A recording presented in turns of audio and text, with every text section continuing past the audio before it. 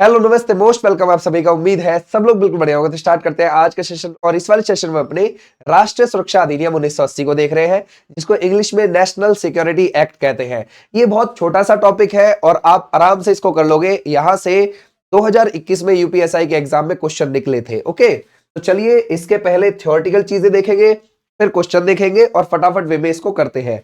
देखो क्या कहता है। सबसे पहली चीज तो तुम्हें मैं बता दूं कि आपको ऐसा नहीं लगना चाहिए कि कहीं ये संविधान के अगेंस्ट तो नहीं है। तो पहले वो चीज क्लियर कर देते हैं कि संविधान के अगेंस्ट है या नहीं है। देखो, मान के चलो भाई, कोई भी व्यक्ति है, एक व्यक्ति जो राज्य के लिए, राज्य सरकार के लिए या केंद्र सरकार के लिए खतरा बन सकता है, उसके लिए सरकार क्या कर सकती है, उसे कैसे डिटेन कर सकती है, कैसे उसे पकड़ के कितने समय के लिए रख सकती है अपने पास। और ये इसलिए बनाया गया है कि भाई ना तो इसको, ध्यान रखोगे, कोई एफआईआर की जरूरत पड़ेगी इसके लिए आपको, और ना ही इसके लिए आपको जो है कोर्ट से अनुमति लेने की जरूरत पड़ेगी।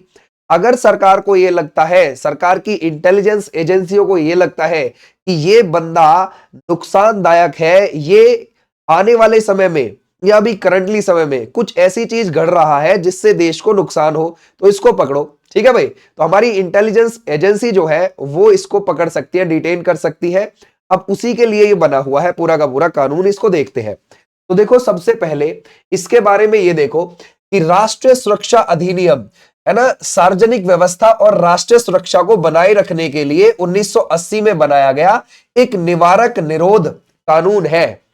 निवारक निरोध कानून का मतलब होता है कि आपको कोर्ट ने ना तो उसको सजा दी हो या कोर्ट ने ना उसको पकड़वाया हो, लेकिन फिर भी हमारी इंटेलिजेंस एजेंसी जो है उसको डिटेन करने का काम करती है, पकड़ने का काम करती है, बिना किसी मुकदमे और सजा के। ठीक है भाई, तो ऐसे आप ध्यान रखोगे, यानी कि उस पर कोई मुकदमा नहीं है, सजा नहीं है, बस उसे पकड़ना है। ठीक है भाई, कि शक के आधार पर कि हाँ हो सकता है कि ये गलत करे या इसने गलत किया है या करने वाला हो। ओके, उल्लेखनीय है कि निवारक निरोध भविष्य में किसी व्यक्ति को अपराध करने से रोकने के लिए उसे हिरासत में लेना है। ओके, आ जाओ नेक्स्ट पर। अब ये है संविधान की, पहले देख लेते हैं। अब धारा जो है ना, पहले संविधान में ये देख लेते हैं क्या कुछ प्रावधान है संविधान के अंदर में भी। तो संविधान की धारा 22(3)(b) क्या कहती है कि राज्य को सुरक्षा और सार्वजनिक व्यवस्था के कारणों से निवारक निरोध और व्यक्तिगत स्वतंत्रता पर प्रतिबंध की अनुमति देता है। यानी कि हाँ, हम व्यक्तिगत स्वतंत्रता पर प्रतिबंध लगा सकते हैं अगर वो नुकसान पहुंचाने के कारणों से है, कोई व्यक्ति इस देश को या राज्य को। ठीक है भाई, क्लियर हो जाएगा। ओके, अब वही 22(4) क्या कहता है। ये निवारक निरोध का मतलब समझ गए ना आप। निवारक निरोध मतलब कोर्ट ने ना तो उसको कोई सजा दी है, ना ही वो किसी अपराध का अभी तक दोषी है, लेकिन उसको सिर्फ इंटेलिजेंस एजेंसी ये देख रही है कि हाँ, ये कुछ गड़बड़ी कर सकता है कोई बंदा, ये खतरा है राज्य के लिए, देश के लिए, बस उसको बोलते हैं निवारक निरोध। ठीक है भाई, तो वही अनुच्छेद 22(4) क्या कहता है, उसमें कहा गया है कि निवारक ध्यान रखो कि निवारक नजरबंदी का प्रावधान करने वाला कोई भी कानून किसी भी व्यक्ति को 3 महीने से अधिक की अवधि के लिए हिरासत में रखने का अधिकार नहीं देगा। समझ गए? तो यानी कि ये यूं कह रहा है, चाहे कोई भी कानून बन रहा हो, कैसे भी कानून बनाए सरकार, उसमें 3 महीने से ज्यादा आप उसको नजरबंद नहीं रख सकते, डिटेन करके नहीं रख सकते 3 महीने से ज्यादा। ऐसे बोल रहा है हमारा संविधान। ठीक है, इंटेलिजेंस एजेंसी पकड़ रही है किसी बंदे को शक के आधार पर, कोई बात नहीं है, 3 महीने तक ही रख सकते हो, उससे ज्यादा नहीं। ये संविधान ने बोला है अपनी तरफ से। चलो कर लो। ठीक है भाई, अब आ जाओ आगे। अब आते हैं इस पर। बोलता है नोट, यह कानून वर्ष 1980 में पूर्व प्रधानमंत्री इंदिरा गांधी जी के कार्यकाल में बनाया गया है। इसमें भाषा इतनी आसान रखी गई है ताकि आप बाद में भी इस पीडीएफ को पढ़ो तो फटाफट तुम्हारे याद होता चला जाए। ठीक है भाई, इसका जो अधिनियम का मुख्य उद्देश्य है, देश की सुरक्षा, राष्ट्र सुरक्षा को बनाए रखने के लिए, सार्वजनिक व्यवस्था को बनाए रखने के लिए ये इसका पर्पज है, उद्देश्य है। ओके, अब अगर हम देखें इसके प्रमुख तथ्यों को देखें, ये पारित कब हुआ है भाई संसद से, 23 सितंबर 1980 को ये पारित हो गया है। और ये जो लागू हुआ है वो 27 दिसंबर 1980 को हो गया, यानी कि इंदिरा गांधी जी के समय पर। ओके, और इसमें कोई चैप्टर नहीं है, कोई अध्याय नहीं है, आप मना कर दोगे। इसमें धारा है 18, आपको सिर्फ मोटी मोटी जो देखनी है वो देखनी है, ठीक है भाई। लगभग 16 के आसपास तक है और जो इनमें से इंपॉर्टेंट है वो हम टिक करके चलेंगे, ठीक है। धारा 18 और लागू हो गया है 27 दिसंबर 1980 को, ठीक है भाई, यानी कि न्यू ईयर से कुछ दिन पहले ही। ओके, अब धारा 1 तो किसी भी एक्ट की आप जानते हो क्या होती है भाई, उसमें संक्षिप्त नाम यानी कि उसका शॉर्ट में नेम होता है और उसका विस्तार बताया गया है कि कहां है। तो इसका जो संक्षिप्त नाम है इसको बोला गया है राष्ट्रीय सुरक्षा अधिनियम 1980, ये बोला गया है नेशनल सिक्योरिटी एक्ट 1980, ये इसका छोटा शॉर्ट नेम है। ओके, सिर्फ इतना ही, ठीक है। अब ये विस्तार पूरे भारत में है, ये पूरे भारत में लागू है। अब दो जो होता है किसी भी एक्ट में, उसमें परिभाषाएं आती है कि किस बारे में बात कर रहे हो जी, ठीक है भाई, ये बताओ पूरी की पूरी इसकी परिभाषा बताओ, ये क्या है, एनएसए क्यों लागू किया जाता है, क्या है ना भाई, नेशनल सिक्योरिटी एक्ट। धारा 2A ये बोलती है कि समुचित सरकार की परिभाषा बताती है, पहले तो समझ गए, समुचित सरकार। समुचित सरकार से आशय केंद्र सरकार एवं राज्य सरकार से है। नोट, किसी संघ राज्य क्षेत्र के संबंध में राज्य सरकार का तात्पर्य उसके प्रशासक से है, ठीक है भाई, क्लियर हो जाएगा। यानी कि केंद्र शासित प्रदेश में प्रशासक होते हैं तो उसके लिए ये बोला गया है, ठीक है भाई। अच्छा, तो यानी कि हमारी सारी सरकार, चाहे उसमें हमारा केंद्र हो, राज्य हो, है ना, ध्यान रखोगे, और यूनियन टेरिटरीज हो, यानी ये इन सभी के लिए है नेशनल सिक्योरिटी एक्ट। ओके, ठीक है, आ जाओ नेक्स्ट पर। बोलता है 2D, 2D क्या बोलता है, व्यक्ति। व्यक्ति शब्द में भारतीय नागरिक के साथ साथ विदेशी भी शामिल है। यानी कि जैसे हम ये बोल दें कि किसी व्यक्ति को इंटेलिजेंस एजेंसी ने गिरफ्तार कर लिया शक के आधार पर, तो व्यक्ति में भारतीय भी आ गया और विदेशी भी आ गया, वो इन दोनों को कर सकते हैं गिरफ्तार हमारे भारत के अंदर, ठीक है भाई।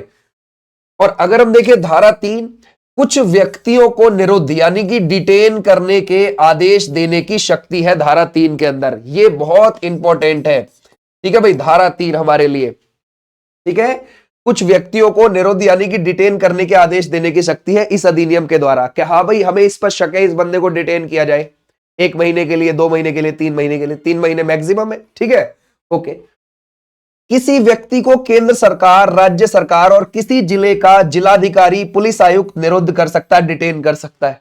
अगर डिटेन करने पे आना चाहिए तो केंद्र सरकार भी इस काम को कर सकती है, राज्य सरकार भी कर सकती है, किसी जिले का जिलाधिकारी कर सकता है, पुलिस आयुक्त कर सकता है डिटेन।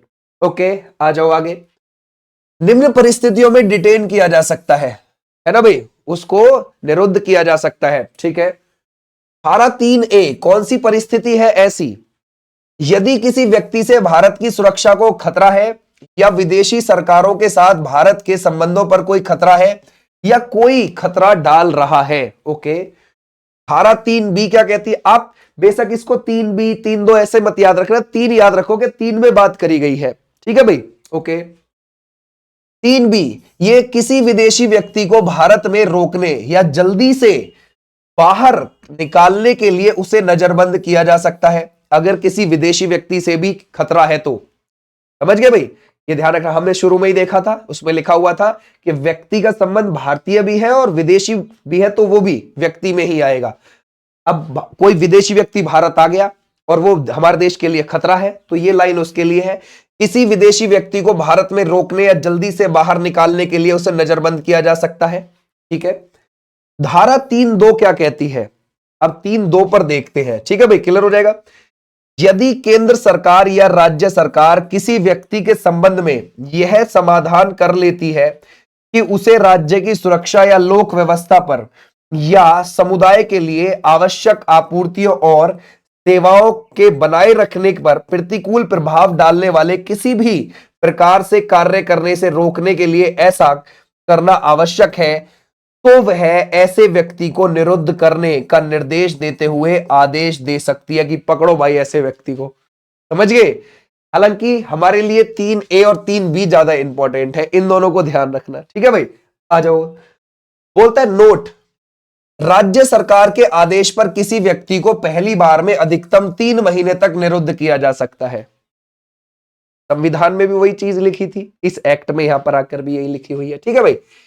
इसके अलावा आवश्यक होने पर डिटेन किए जाने के समय को आगे बढ़ाया जा सकता है 3 महीने तक, जो अधिकतम होगा 3 महीने तक।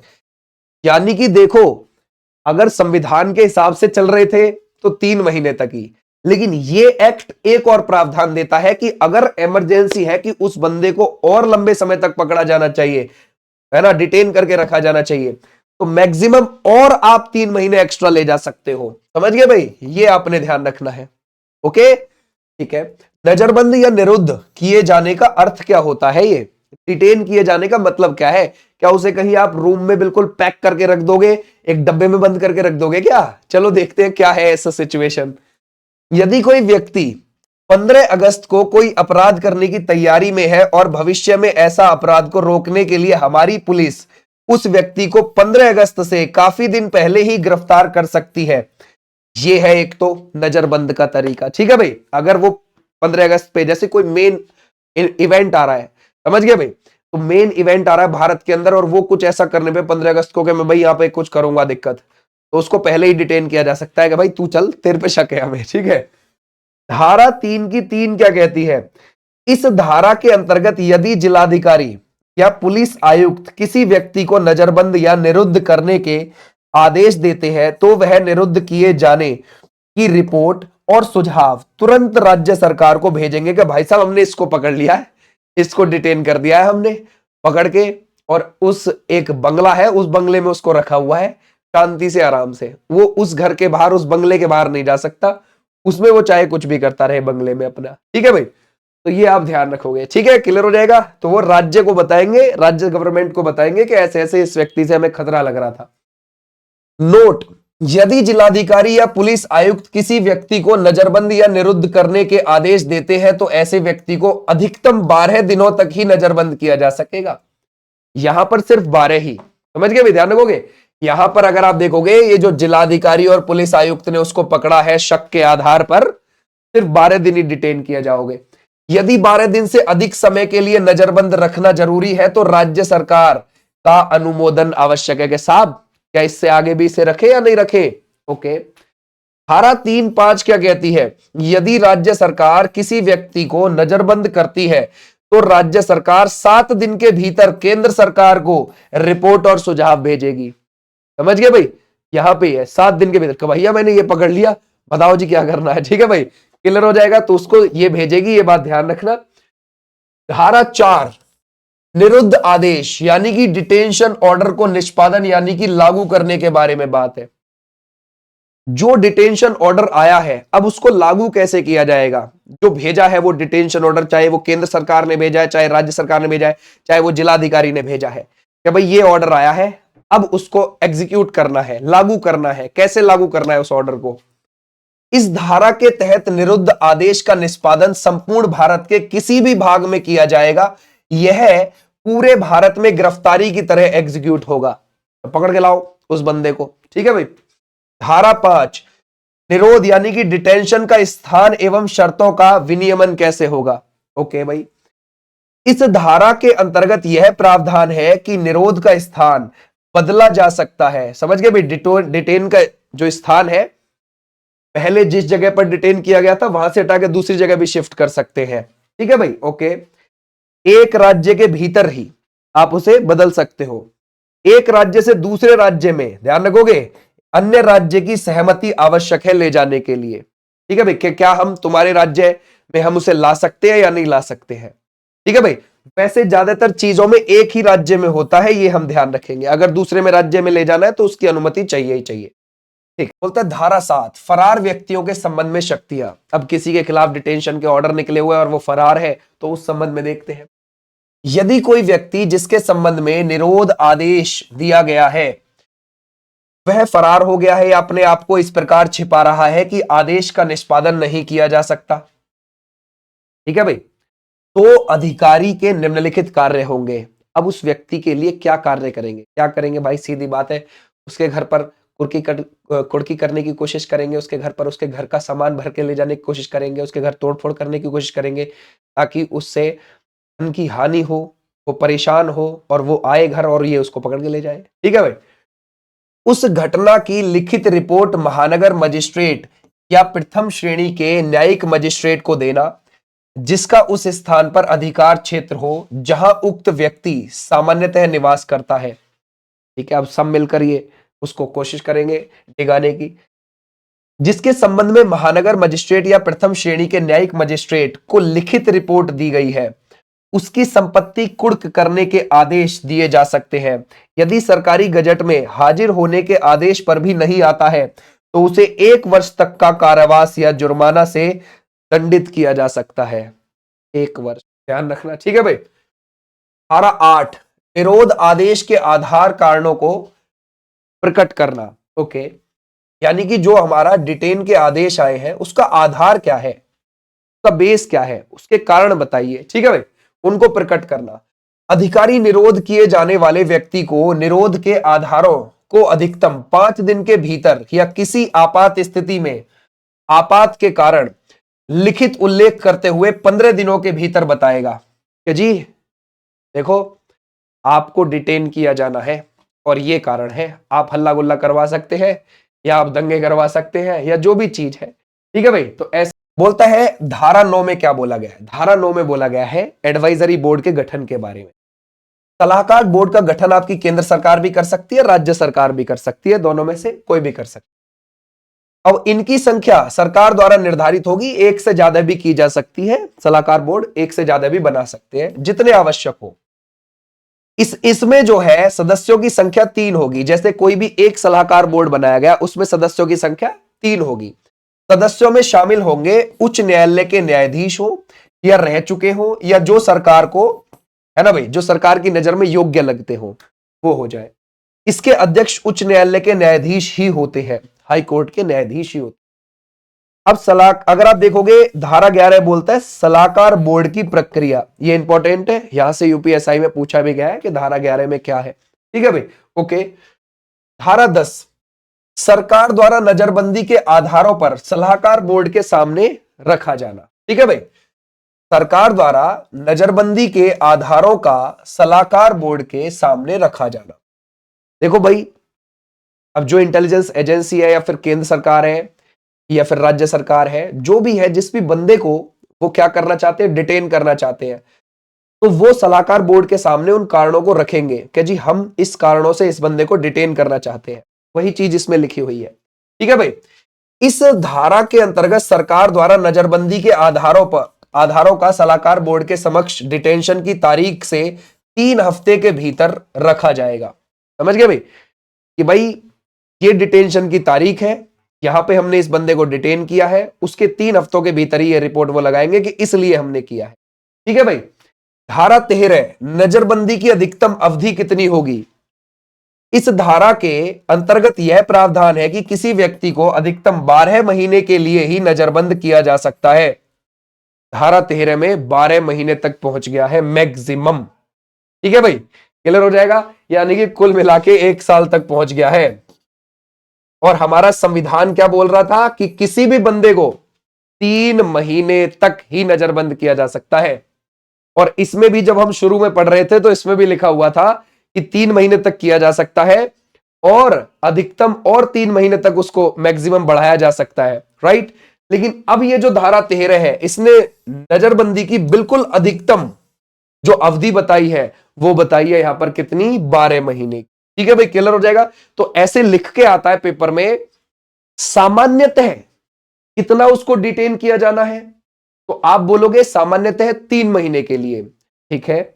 अगर आपसे पूछे सामान्यतः कितनी अधिकतम बढ़ाई जा सकती है तो आप बोल दोगे 3 और महीने के लिए। लेकिन जब लिख के आए कि धारा 13 के अंतर्गत बताइए हमें, तो फिर आप बोलोगे 12 महीने के लिए, ठीक है भाई। आ जाओ धारा 14, नजरबंदी के आदेशों को, है ना भाई, वापस लिया जाना।